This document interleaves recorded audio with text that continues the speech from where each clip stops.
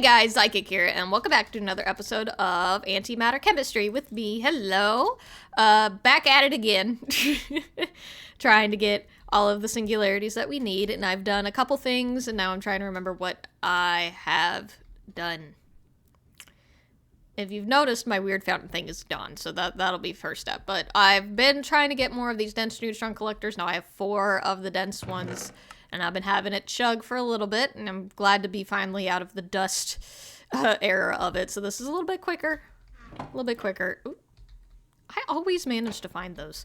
And I've just been kind of trying to get the ingots as we go. And I actually I have quite a few now. I have 386. So that's enough to do a number, because I need 25-ish per compressor. Yeah, we'll go with that. Nothing's changed in here very much, except for me making sure this is still going for a while, and now changing everything to light blue laser lenses, because I'm trying to get as many diamonds as possible, and using my fortune pickaxe to do that. And then, like I said, nothing too much has changed anywhere else, just trying to keep everything powered. Everything that's changed is downstairs. So last we left off, I think we said we had a little over half, theoretically halfway, for the number of singularities that we have. That's still chugging, yeah. And that wall didn't exist, so I've been kind of doing things. I have now knocked out a good number of chunk of stuff, again, theoretically, because I haven't made all of these compressors quite yet. But this has been chugging and no longer gets stuck, and that's because I have rerouted this back chest to now anything that gets, like, done now goes this way. And I've learned how to use the clear ones just to make sure things are working, but not have too many to not cause lag. So now they're all going into these compressors, and I just kind of have them going. You see some of them have singularities in them. I've been collecting them as we go, so that's why it's not showing a lot. Now these on the end here are more of the quote-unquote rare things that you're getting from like cobblestone and stuff. So these, except the thorium, don't have too many, but it's also with consideration that I have my main cobblestone producer over there just kind of going into these instead. This is just kind of getting the backlog of what our quantum quarry is creating. So I don't expect it to be fast, but it is still technically a way to get enough chemicals for the singularities. You would just have to run this for either a really long time, hook up a cobblestone generator to it directly, just so you're getting more than just what's happening in here normally. But yeah, this is technically legit. I just don't have the neutronium compressors, so that knocks off. These I had circled on my little list, so they were kind of connected, kind of considered done, kind of not. They were in the chest over there, but now I've just marked them off. Let's see what's different down here. I think we already talked about this, but that one right there is a new contender, and this is for titanium. So let's see. I don't remember the order of this. I think titanium was next anyway. Let's see. On my list, yeah, titanium was next. Okay, so titanium, I realized you can get from titanium oxide, and titanium oxide you can get from black dye or, come on, ink sacs. And we have a way of making mobs just kind of exist. So I have a fan on, that's why it's pushing me. Excuse how this works. I made a little contraption over here with our mob duplicator. I got a squid in an imprisonment tool, and I have this all hooked up. So I have an XP drain over here. This is feeding this way into the fluid dictionary converter to make it into essence, and then that is going into the mob duplicator, so that way it's able to duplicate mobs. I just have it paused right now. I have a fan. It pushes the squids into the diamond spikes, and it has to be diamond because that's the only way to drop both experience and the mob drop. If you do anything lower, it just kills them. It doesn't drop anything. So, gotta be diamond or above. And then I have a vacuum hopper, which I accidentally disconnected, and I need to connect that back up. And then that will grab the ink sacs, bring it into this first chemical dissolver, it'll bring it into the titanium oxide, and then from there it breaks it down into various other things. This is like this because of a problem that I've created. Don't worry about that. There we go. But yeah, so then this feeds, it makes oxygen, and then it makes the titanium, and the titanium goes over here. I think I've already created one. I've created two. Because this doesn't have to run for very long to get a lot of titanium, I've learned. So I had it running for a bit. I just have it off for now. But this is a legitimate way to get titanium. So now that is marked off of our list. And this also, like, because this also, the vacuum hopper gathers XP, it will bring it into here and pump it back into this tank to be reused. It's not 100%, so it's not going to give enough to feed this forever by itself, which is why I come over here, but I have 732 levels. I'm not really worried about having to walk over here every once in a while. You can also just extend this tank bigger if you wanted to last longer without having to do any maintenance. But yeah, that's how that's hooked up. There's so much oxygen. So, and I've also extended, this is already all dug out, but I had the ceiling here and I took that away, and that is our next contraption. It looks complicated, don't worry about it. What was next on our list? So we did the titanium and then it was vanadium. So vanadium is from emeralds. So how did I decide to do that? Or you can get purple antimatter. That's what it was. So up here, we kind of have our colors going on a little bit. So we've already done the blue antimatter for argon, and then I decided to do purple antimatter. You can get iodine and lead. Already talked about that. Next up was for... Wait. I do these things and then just don't remember... Vanadium. Vanadium was... Or did I decide to do something else? Where did I put vanadium? No, Indian and Oh, it's just... Yeah, it's the purple antimatter. You break that down and it gets you iodine and vanadium. You make purple antimatter from iodine. That's why this is full of iodine. I have it over here. There we go. Iodine, and the vanadium. So that's another two marked off the list. Really easy. We've already talked about kind of how to set up this contraption. I just don't really have a lot of white antimatter on hand at the moment. Well, I do. It's all in here, but producing it, no. But that's okay. What was next on our list? So we did the vanadium. Next up was chromium. Chromium we already talked about doing with orange dye, and that's where this mess comes in over here. Are you full? It's full again. I'll deal with that later. So this over here is many things. And this has to do with these phytogenic isolators. So I moved our aqueous accumulator that we had in the middle to the side, so that way this would be a little bit more accessible for us. But I have it going into these phytogenic insulators. And they each do their own thing, and I have to figure out. Okay, so this is the orange one. So we've done this before, I just didn't have it like automated before. But the phytogenic isolator, it's going to make orange tulips, and it does require you to use some sort of phytogrow. I just like to use the fluxed because it does to give you the most. And we've talked about how to make this before. You just charge some rich phytogrow and an energetic infuser, and you get that from rich slag, pulverized charcoal, and niter. Real easy stuff. But anyway, that makes the orange tulips. I have it also feeding to itself from the back here, so it'll pump out orange tulips, but it will also bring it back around. And I believe, from my understanding, the way this is working, since this output is closer, it prioritizes that first before it starts going down. So that's why this has 64 in it. It's able to maintain itself in that way. So I did this in a weird order, so sorry that the orange is not on the left.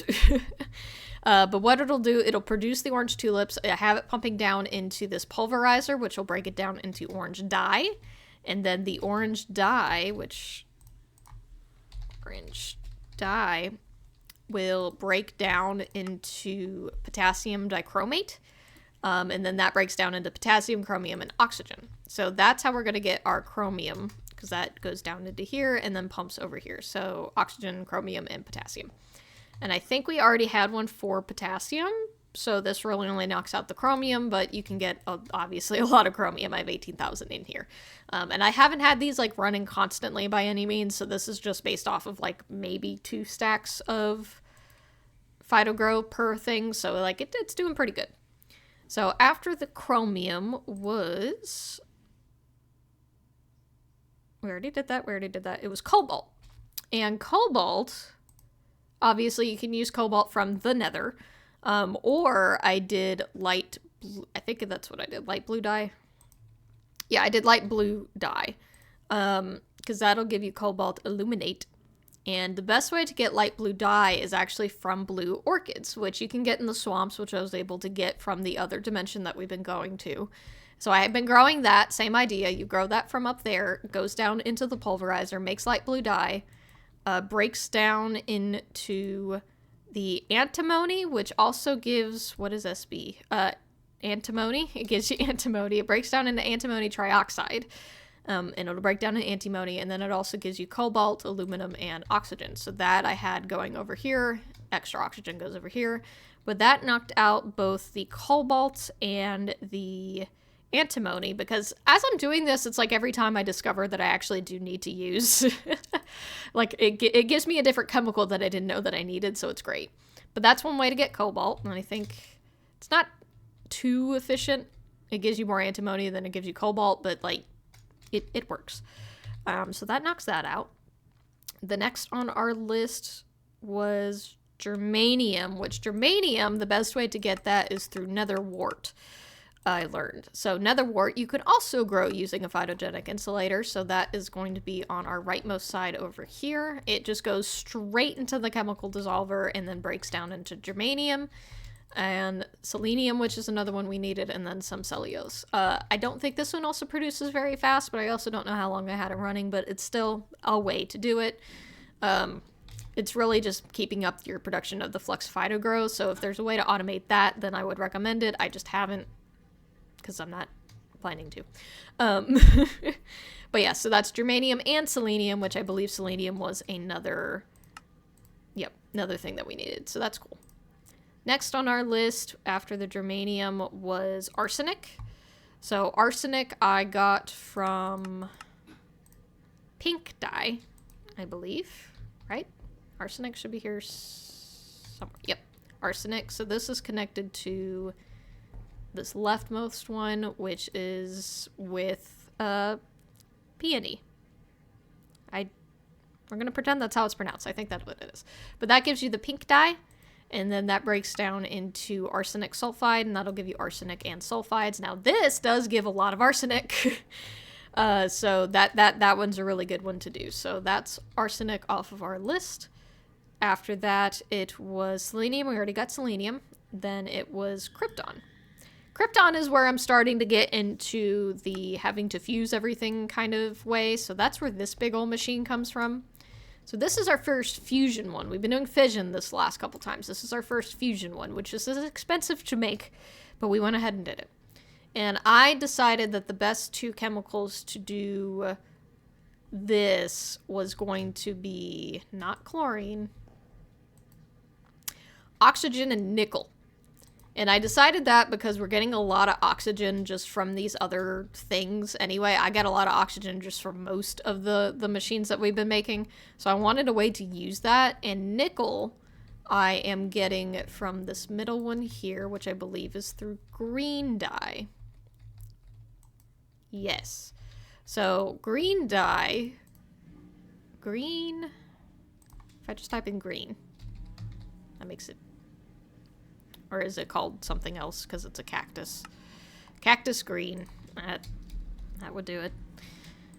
So cactus green breaks down into nickel chloride. So it's chlorine and nickel, obviously. And I have that breaking down into... I have a different machine here, but I was taking this as a side off, I guess, of it.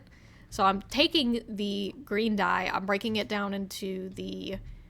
nickel chloride. I'm taking chloride just as a byproduct of it. I don't need this. I think I already have a way to get this a different way.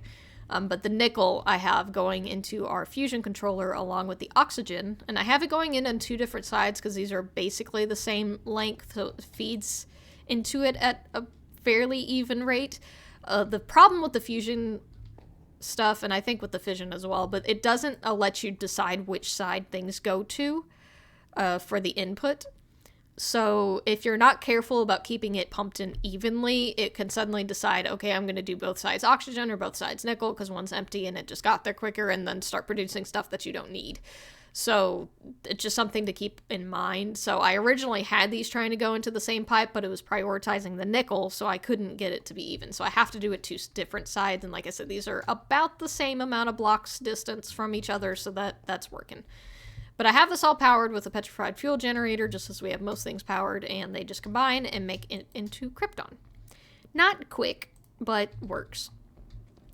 So that is our krypton, and then after krypton was rubidium, which this I was getting from green antimatter, and that also gives us tellurium. And that goes back to over here. This is what I was looking at earlier. So this gives the rubidium and the tellurium. I'm pronouncing it all wrong. And I have that pumping out over here. Again, not too quick, but works. So can't complain about that. And then, like I said, I've been busy. I know I've been just kind of yapping this whole time, but I've been busy. There's a lot to talk about. There's stuff. So let's see. After that was where's my next list? So we did the tech. I think this is just one of the, yeah. We've already talked about that one. After that was, I have everything marked out in certain colors. Cadmium. So cadmium is from lime dye. So lime dye gives you chromium oxide and cadmium sulfide, so that's how you get the cadmium, and it also gives you chromium as a byproduct. And this is from the cactus green. This is what I originally had. So you melt down the cactus in the redstone furnace. It gives you cactus green. I have it crafting in the sequential fabricator with some bone meal, and I've just been feeding it bone meal, or you can have a way to pump it in if you want. I have a lot of bones from our mob dropper that we have. So I just kind of been feeding it because like I said, I haven't been running these at full capacity. But then that breaks down the lime dye into its counterparts, and that will give you the cadmium that you need. And then also your other byproducts. So there's a lot that you can do with the phytogenic insulators, and I believe there's even more that I'm going to have to do at some point. But that's just... These aren't too difficult to make. It just takes a little bit. This just looks complicated because piping is my nightmare. So, but that's all that does. Just this one hunk of stuff breaks down a lot of chemicals. Our next one was, so we did the cadmium. We already did indium a different way. Was antimony. We already talked about antimony. We already talked about tellurium. We already talked about iodine. We already did these. So that knocks out pretty much all of the stuff that we were talking about from the last episode. So if I count 1, 2, 3, 4, 5, 6, 7, 8, 9, 10, 11, 12, 13. So we've done 13 more in between episodes. And I don't remember what the number was from last time. So let me count. 1, 2, 3, 4, 5, 6, 7, 8, 9. 18, 27, 36, 37, 38, 39, 40, 41, 42, 43, 44, 45, 46, 47, 48, 49, 50, 51, 52, 53, 54, 55, 56, 57, 58. We have now done 58 out of 81 singularities. Setup systems, at least. I know we don't actually have obtained all of the singularities, and if we look in our thing, we have a lot of some, such as helium and nitrogen, because those are the easiest ones to make, and we don't have too many of the others, and there's some, obviously this is not, what did I say, 58 different kinds of singularities in here, because we don't have all of the machines hooked up, but also we just haven't been getting enough through some of these machines, such as excuse me, I've been dealing with hiccups the last 24 hours, it just hurts. I'm okay, but yeah. So, most of the singularities that we have left over are going to be fusion-based singularities, such as we have strontium. Well, not all of them. Strontium I know you can get from redstone or red antimatter. So, red antimatter, that's something we can do. So, we'll add that to our list of red antimatter. The next one would be yttrium, and the only way to get your yttrium is through fission or fusion. I think we talked about possibly doing gold, because gold is something that we can get a lot of, not super easily, but relatively easily, because otherwise we would have to do it from iridium or platinum, and platinum is not a huge one unless we get a lot of polished andesite. I know we've been getting platinum from our laser drill, but even then, like, having that run for as long as I have, I only have 401 ingots. It's not super consistent. Yeah. But we have yttrium, there is niobium, which this I can get from light blue antimatter, so I might have to do that. That also gives us germanium, not something that we absolutely need, but also is a byproduct. Molybdenum. Yes. So what I would love is if there was a way for me to get this porphyry brick, because that would give me both of the things I just said pretty easily, but there's no way to automate that from what I can tell, which is a little aggravating, because this one I can only get from fission otherwise. But I want porphyry if I can get that, but I think the only way I can get that is by mining it. Now, I could probably vein mine a bunch of it, but that's not an automation thing, and I've been trying to kind of automate stuff. If I can't do it, I can't do it. I'm not going to cry about it, but that kind of sucks. Let's see, what else was there? There was ruthenium. The only way to get that is through fission or fusion. Then there's rhodium. Only way to get that is fission or fusion. Like, that's pretty much most of what I have left. Xenon's fission or fusion. Palladium. Okay, palladium I know I can get. Yeah, that I can get from palm wood, so that I can automate pretty easily. Because I can get palm wood from palm saplings using a phytogenic insulator. I would just have to figure out a way to get rid of the saplings, because there's going to be too many at some point. But that's a way I can do that. Let's see. There is cesium, fission or fusion. Barium, we've talked about barium. Barium can be done from nether quartz. Ooh, I forgot. I just did this before we started recording. I forgot that I did this. I set up a laser drill in the nether, because that is a way to get, nether quartz. So, now, it is, despite me having, I know I'm missing a laser lens, and that probably would help if I have my 6th one, but I didn't feel like killing any more slimes. But I have this all as white laser lens as a way to try to encourage just getting nether quartz. It's still going to give me, like, glowstone. I didn't know uranium was a possibility in another, but here we are. And then energized netherrack. But I do have this, like, going, and I have it set up to where I just feed it a ton of pyrotheum, and this is also, chunk loaded where I'm at. Yeah. So this is running constantly in the background. I've only had this going, I think I set this up last night, so I've had this going for about 12 hours. I mean, I know it's probably not the best for a 12 hours time, but it is technically automated. All I have to do at this point was have this either go directly into a chemical dissolver to get the barium, or is there I don't think there's a better way, because that's 16 barium for that. Or 8 per that. So if I could get at least 3 netherrack per ore. Nether quartz per ore, which I can get from the pulverizer. Then that would increase it. So I would probably prefer to pulverize it first. That gives me more, but that also makes me have to use other things, and I don't want to do that. I want to keep this as simple as possible.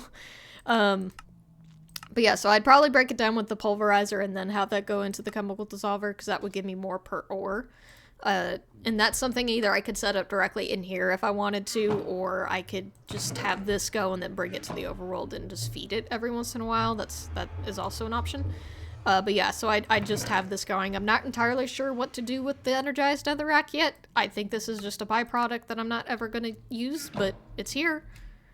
But yeah, I have this going, and like I said, this has been going. So I almost completely forgot about that. So we are technically on our path of already getting barium. And then after barium, what was after barium? Cerium. I thought I talked about that. I don't know. Yeah, the rest of these, I'm really sure you guys don't want me to sit here and, like, literally click through every little thing. This one I can get from ender pearls. So I could probably go ahead and automate that. Submarine.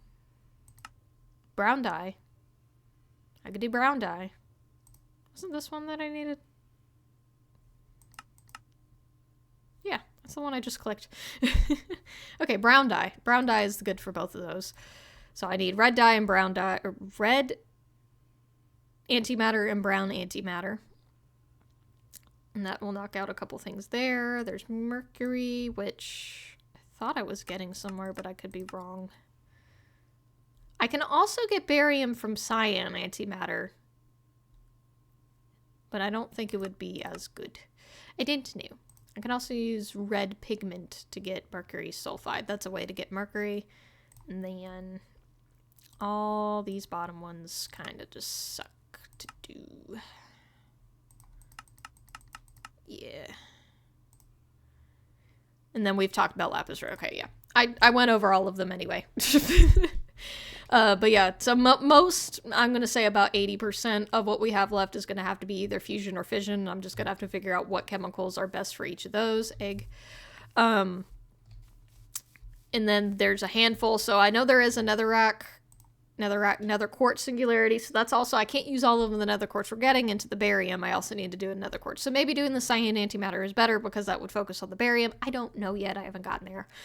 There's the redstone singularity. We are getting a lot of redstone from the laser miner, despite me even not having a red laser lens in here. So, I mean, like, I could technically, like, automate this and pulverize it down and be guaranteed 6 per.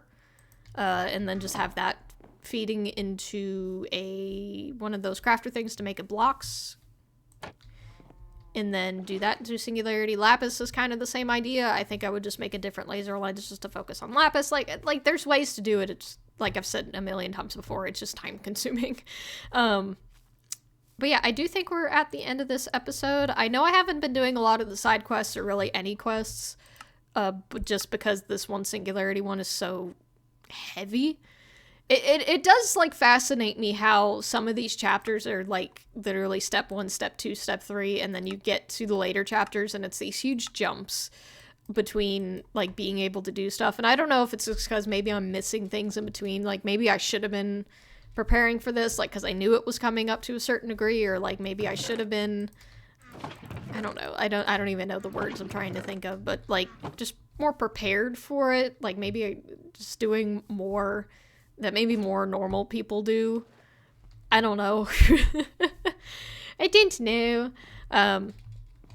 But like just this one quest has been taking a while, which is fine. But I'm just saying it's like that.